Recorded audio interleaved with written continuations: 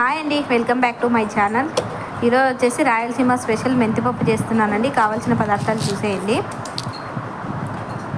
So కందివాళ్ళు, మెంతులు, జీలకర్ర, దాని తర్వాత ధనియాలు, తెల్లవాయి, ఒట్టిమిరపకాయలు, ఎర్రగడ్డ, టమోటా అండి, కరివేపాకు. చూసారా, నేను కుక్కర్ పెట్టి అందులో ఆయిల్ వేసానండి.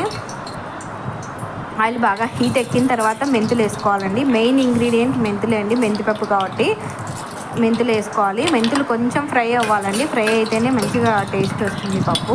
కొంచెం ఫ్రై చూసారా, మెంతులు చిటపట అనాలి. తర్వాత జీలకర్ర వేసానండి. జీలకర్ర వేసాను. తర్వాత జీలకర్రను కూడా కొద్దిసేపు అలా అన్నానండి. తర్వాత ఆవాలు వేస్తున్నానండి.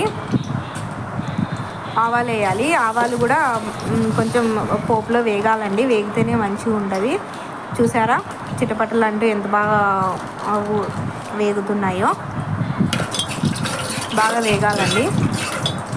వేపుకున్న తర్వాత తెల్లవాయలు వేసుకోవాలండి. మెయిన్ ఫస్ట్ తెల్లవాయలు వేసుకోవాలి. తెల్లవాయలు వేసుకుంటేనే బాగుంటుంది. ఫస్ట్ నేను వేసాను చూడండి, తెల్లవాయలు వేసాను. తెల్లవాయలు వేసి బాగా వేపుకోవాలండి. మళ్ళీ తర్వాత ఆనియన్ వేసుకోవాలి. ఆనియన్ కూడా బాగా వేపాలండి. వేపితేనే మంచి టేస్ట్ వస్తుంది. అంటే మళ్ళీ బ్రౌన్ ఏం కాదండి, కొంచెం బాగా వేగాలి. మరి బ్రౌన్ కలర్ వచ్చేంత వరకు ఏం అవసరం లేదు. ఎర్రగడ్డను కూడా పెద్ద పెద్దగా తరుక్కోండి. ఎందుకంటే చిన్న చిన్నగా తరిగితే ఎర్రగడ్డ తీపి వస్తుంది, పప్పు కూడా తీపి వస్తుంది. అందుకోసమే కొంచెం పెద్దగా తరుక్కోండి. తర్వాత కరివేపాకు వేసాను. కరివేపాకును కూడా బాగా కలబెట్టుకోండి. చూసారా, బాగా కలబెట్టుకోవాలి. తర్వాత కందిబ్యాళ్ళు వేసుకోవాలండి. చూసుకొని మీకు ఎన్ని కావాల్సింటే అన్ని కందిబ్యాళ్ళు వేసుకొని ఆయిల్లో బాగా ఫ్రై అవ్వాలండి. సో బాగా ఫ్రై అయితేనే టేస్ట్, మెంతిపప్పు అనేది మంచి టేస్ట్ వస్తుందండి.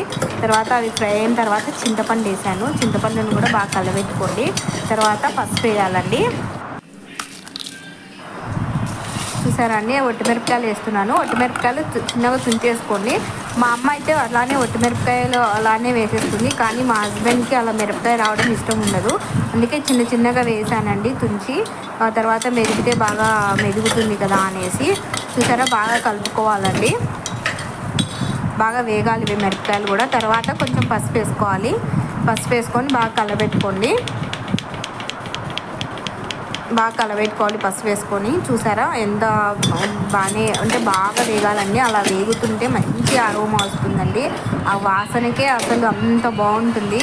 మెంతిపప్పులేకి ఉల్లగడ్డ తాలింపు కానీ, దొండకాయ కానీ చాలా బాగుంటాయండి ఫ్రైలు.